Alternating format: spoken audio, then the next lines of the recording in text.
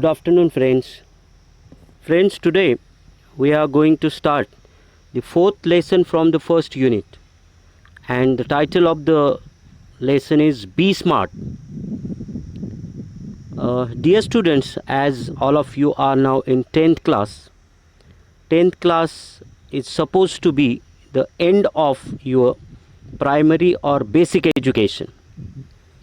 Onward this, you have to think about a specific career for doing better in your life. And most of the time what happens, parents and students are in a confused state of mind, which way to go, which career they have to choose. They are confused state of mind, and they cannot decide their career. So keeping all these things in mind, this lesson is as like a milestone for choosing a career. This after this lesson, I am confident that you can easily choose your career. And what happens, if we choose our career as per our strengths, only then we can get great success.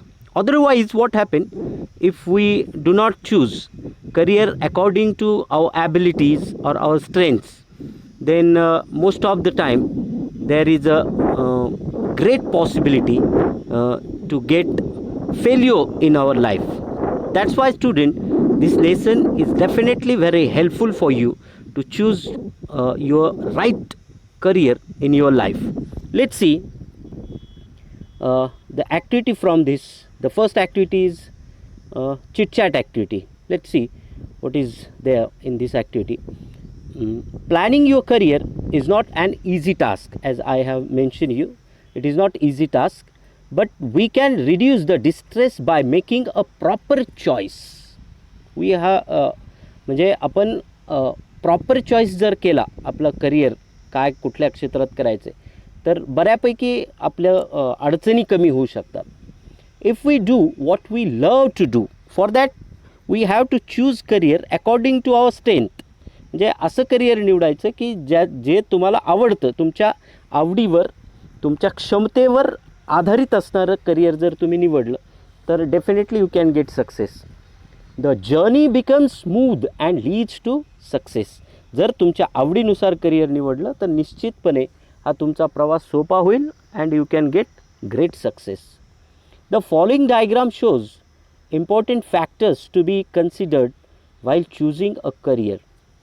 Discuss in your group which factors you regard as important ones. पहिली activity इथे काय दिलेली आहे की career निवडत असताना कुठले factors हे त्याच्यामध्ये आपण पाहायला पाहिजेत किंवा कन्सिडर केले पाहिजेत, त्याच्या आधारे तुम्ही तुमचं करिअर निवडलं पाहिजे. असे फॅक्टर्स कुठले आहेत तर पाहूया.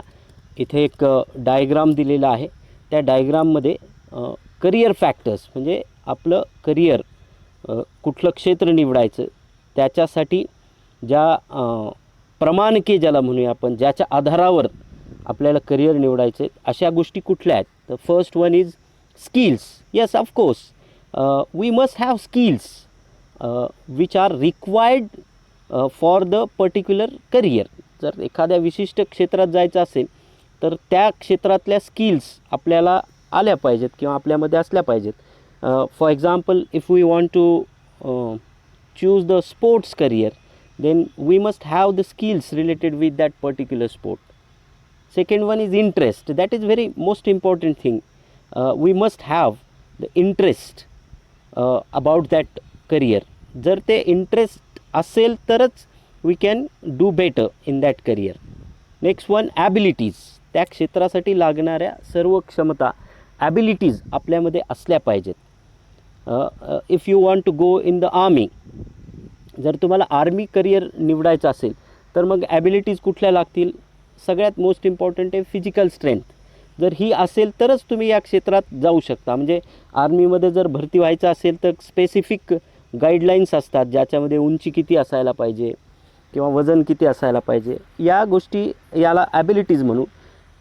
आणि त्या असल्या तरच आपण तिथे जाऊ शकतो. अशा विविध क्षेत्राच्या वेगवेगळ्या असतात, त्या ॲबिलिटीज आपल्यात असल्या पाहिजेत. नेक्स्ट इज पर्सनॅलिटी ट्रेट्स, म्हणजे त्या करिअरला लागणारे ज्या काही गोष्टी आहेत त्या तुमच्या व्यक्तिमत्वामध्ये त्या साजेशा असल्या पाहिजेत, त्याच्याशी रिलेटेड असणाऱ्या पाहिजेत. Next one demand, career choose करत असताना फ्युचरमध्ये या क्षेत्राला किती डिमांड आहे, म्हणजे फ्युचर थ्रेट्स वगैरे काय असतील त्याच्याशी रिलेटेड असणारे ऑपॉर्च्युनिटीज ज्याला म्हणूया आपण. भविष्यामध्ये या क्षेत्रात आपण एखादा कोर्स करतो आहे तर त्या कोर्सला भविष्यामध्ये किती संधी आहे, किती ऑपॉर्च्युनिटीज आहेत, ते त्याचं डिमांड किती आहे, या सगळ्या गोष्टी आपण पाहिल्या पाहिजेत. Next one is financial gains after doing that career.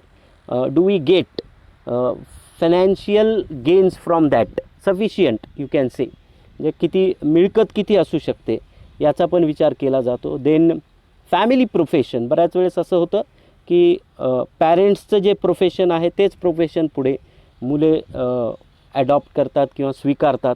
म्हणजे त्याच्यात बेनिफिट पण आहे की ऑलरेडी ते सेटअप असतं किंवा ते पॅरेंट्सचा एक्सपिरियन्स मुलांच्या कामी येतो आणि ऑलरेडी ते त्या फेमिलियर ॲटमॉस्फिअरमध्ये वाढलेले असतात, म्हणून त्या क्षेत्रात लागणाऱ्या बऱ्याचशा गोष्टी त्यांच्यामध्ये असतात. देन फ्युचर प्रॉस्पेक्ट्स, म्हणजे त्या क्षेत्राला भविष्य कसं आहे, म्हणजे येणाऱ्या काळामध्ये ते किती मोठ्या प्रमाणात डिमांडमध्ये राहणार आहे, त्याचं भविष्य कसं आहे, त्या क्षेत्रात किती त्याला प्रगती करण्याच्या संधी आहेत, या सगळ्या गोष्टी, all these things are we have to consider to choose our career. Keep all these things in your mind. These things are the basic things on which you can choose your career. Is that okay? Next activity. Next activity is related with vocabulary.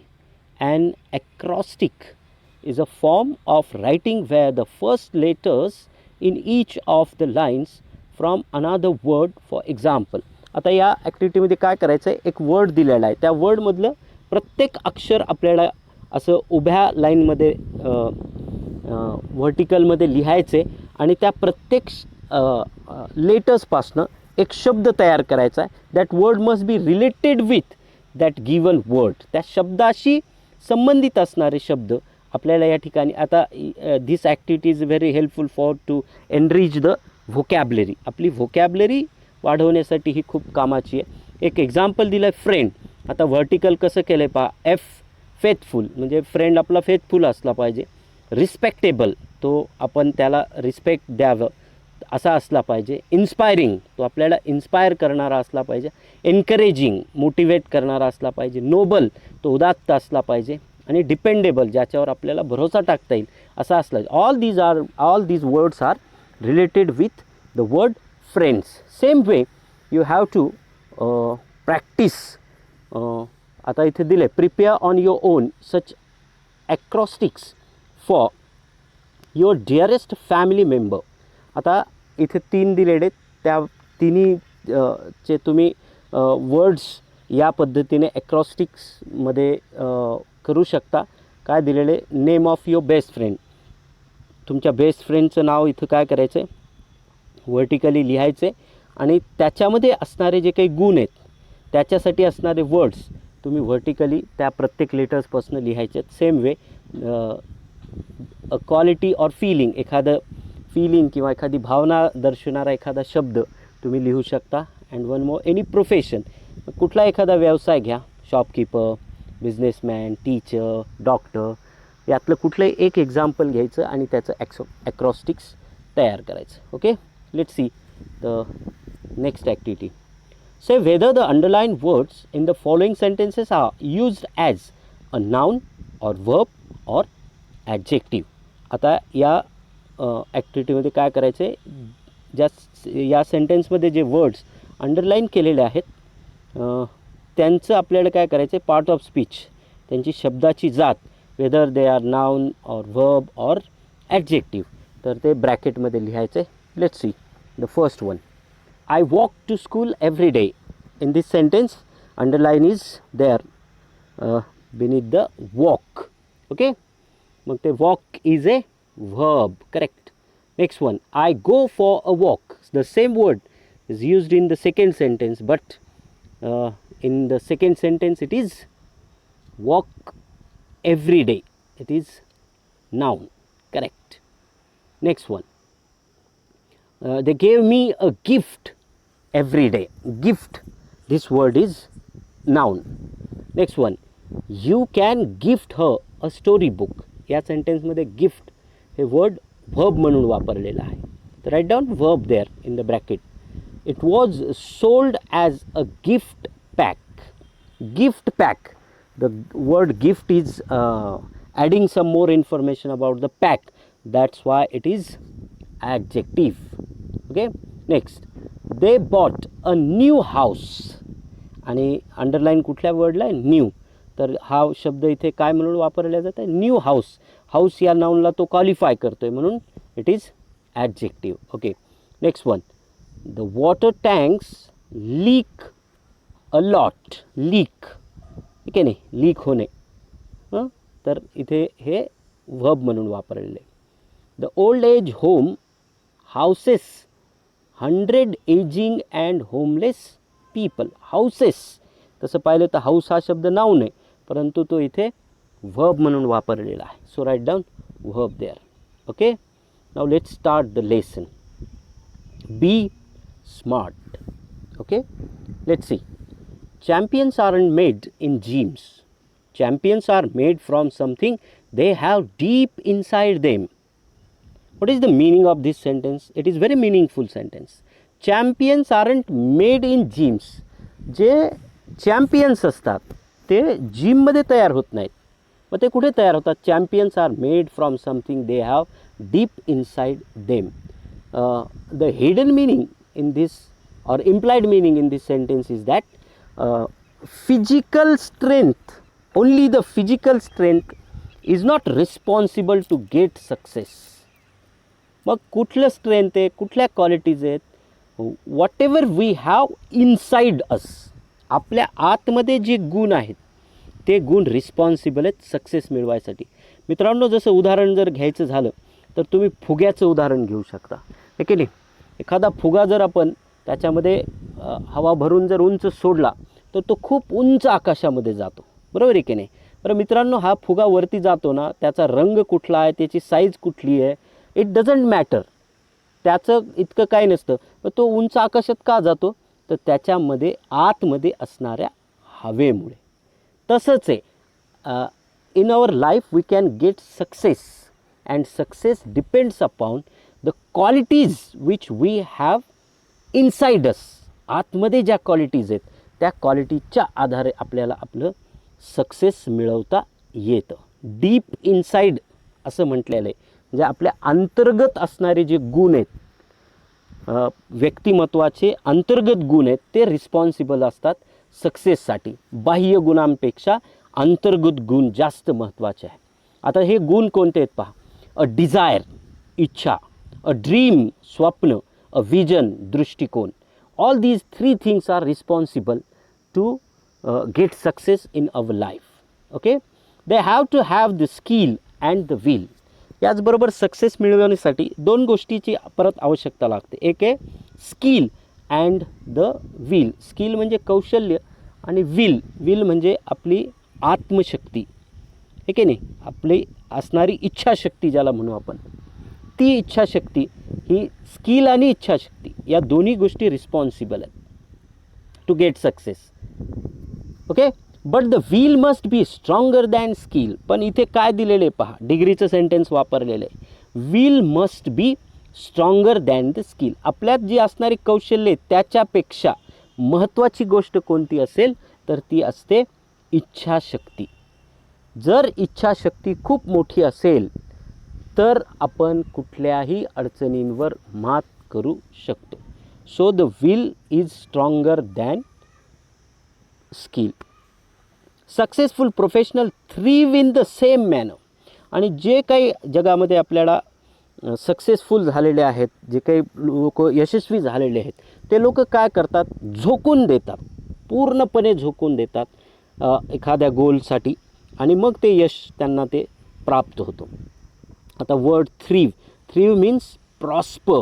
Professional prosper, they can get the success. म्हणजे त्यांना जे यश मिळतं ते यश या पद्धतीने मिळतं. Their will is stronger than their skill अशी असते, त्याच्यामुळे त्यांना यश मिळतं की नाही. We all have natural talents. Each and every person has some unique talent. प्रत्येक जगातल्या जन्मलेल्या व्यक्तीमध्ये एक विशिष्ट टॅलेंट असतं.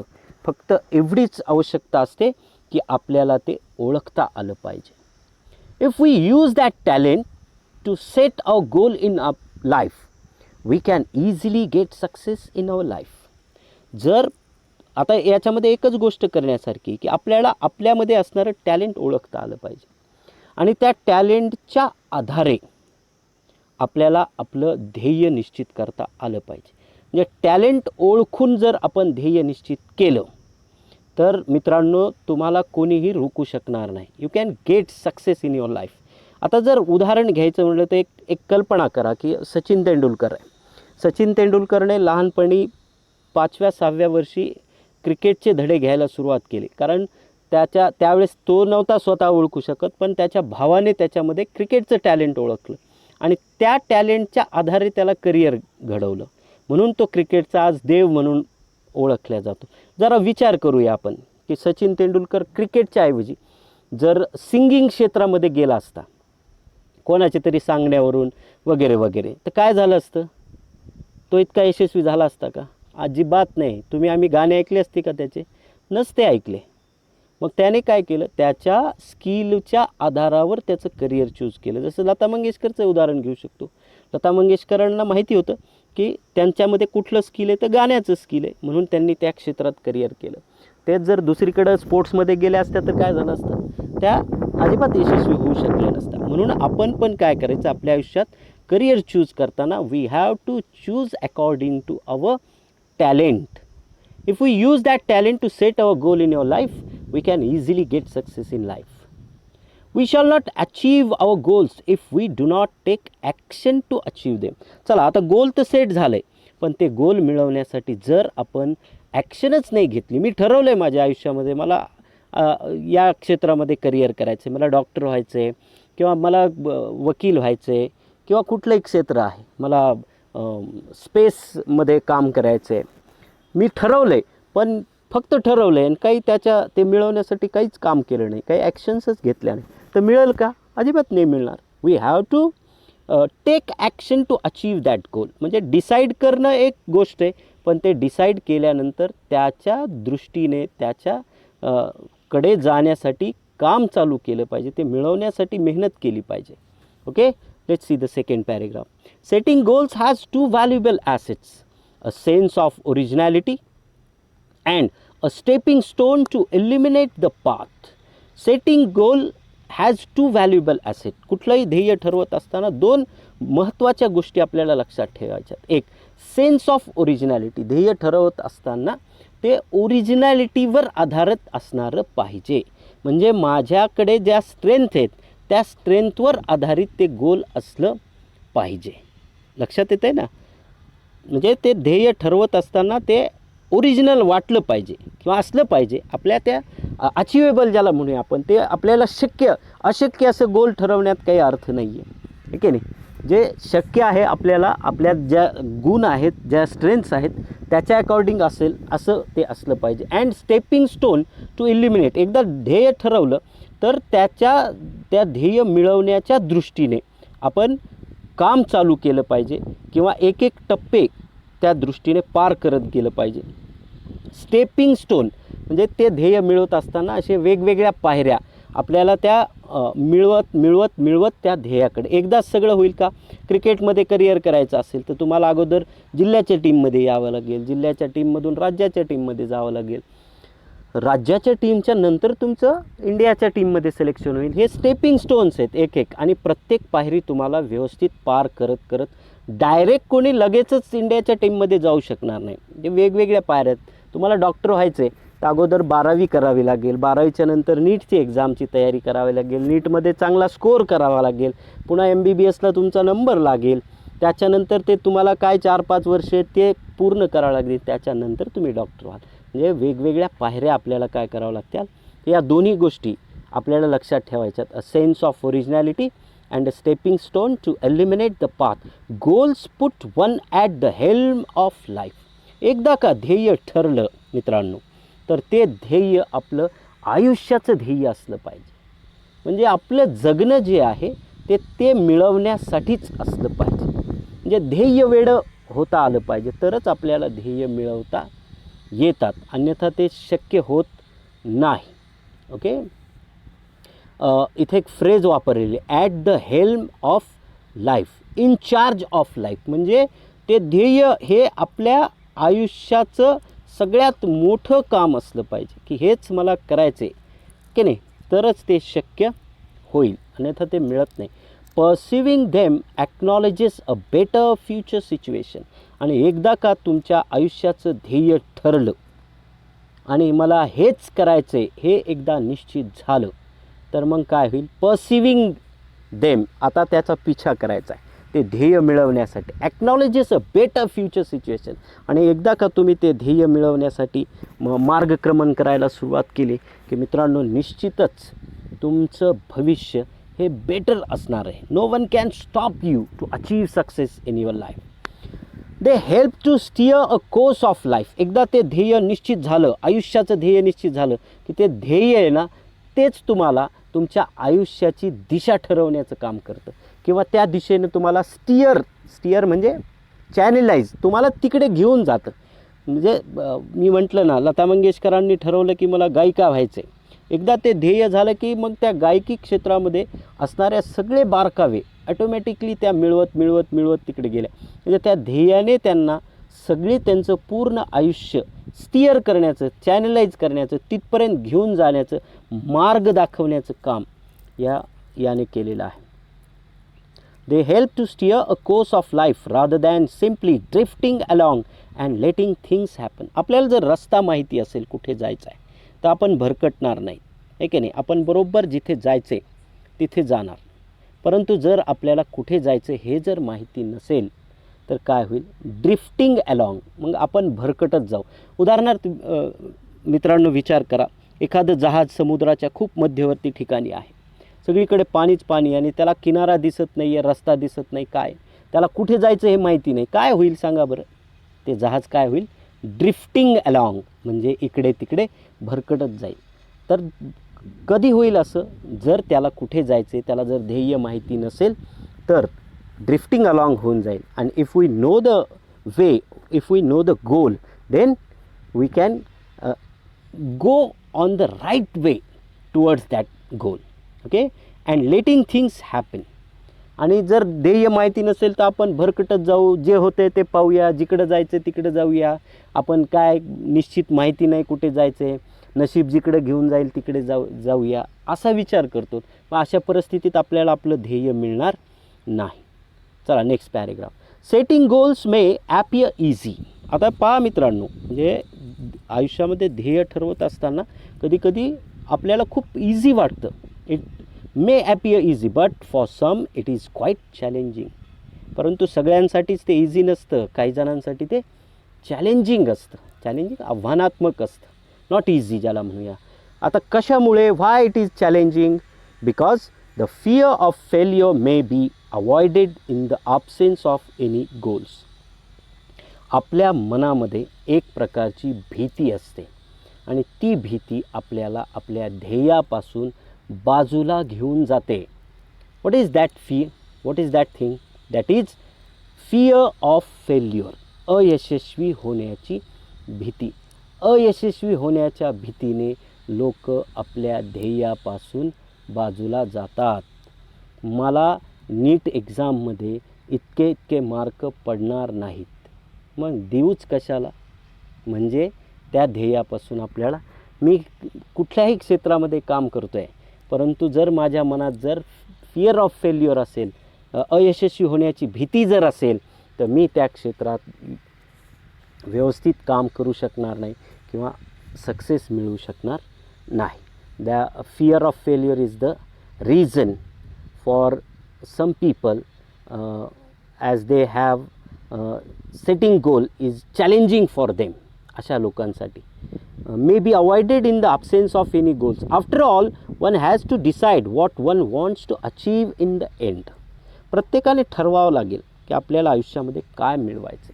तर ते शेवटी आयुष्य जगत असताना आपल्याला मिळवायचे काय हे प्रत्येकाने ठरवलं पाहिजे.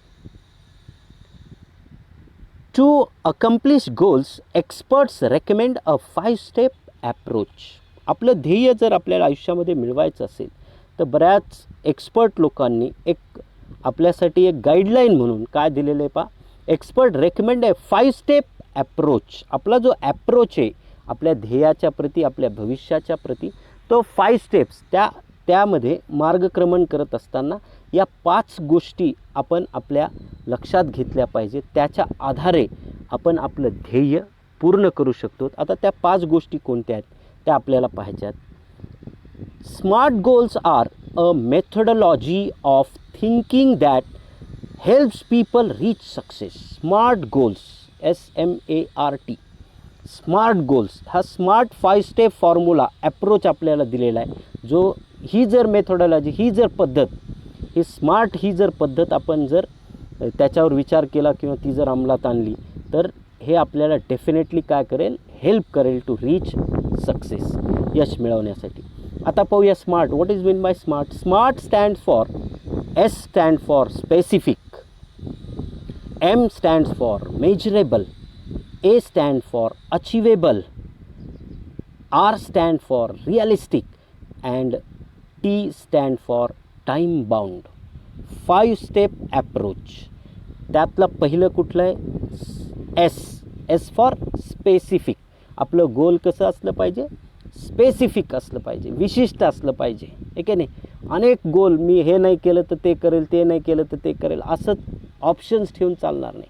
स्पेसिफिक असलं पाहिजे. मेजरेबल, ते असं त्याचं मापन करता आलं पाहिजे, ते मेजर करता आलं पाहिजे वेगवेगळ्या स्टेपवर. अचिवेबल, ते मिळवण्यायोग्य असलं पाहिजे मित्रांनो. Then it should be realistic, ते सत्य असलं पाहिजे, सत्यावर आधारित असलं पाहिजे. And last one is the time bound. त्या गोलला काहीतरी वेळेची मर्यादा असली पाहिजे. So friends, the 5 step approach that is smart is definitely a very helpful to choose our career and to get great success in our life. Okay. आता या झालेल्या पॅरेग्राफवर आपण क्वेश्चन्स पाहूया. एक क्वेश्चन दिलेला आहे, why do some people find setting goals a challenge. मागच्या short पॅरेग्राफमध्ये पाहिलेले की गोल सेटिंग करणे काही लोकांसाठी चॅलेंजिंग का असतं. Because they have fear of failure and that's why it is difficult or not easy for some people. It is challenging for some people as they have fear of failure about that goal in their life. Okay, so friends, I think this much of we have completed 1, 2 and 3 paragraphs from this lesson. I think this much is sufficient. We are going to stop here. Have a nice day.